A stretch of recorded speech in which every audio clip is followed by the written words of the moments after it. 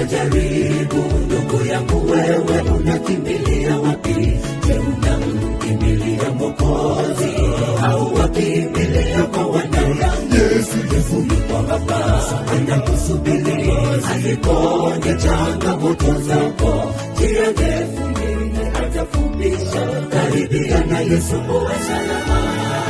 Katika changamoto pita Yesu,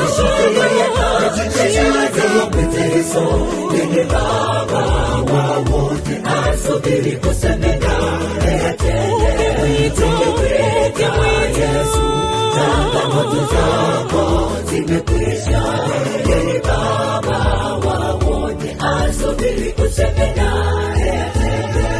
Katika changamoto pita Yesu, pita Yesu, yeye Baba wa wote asubiri kuseme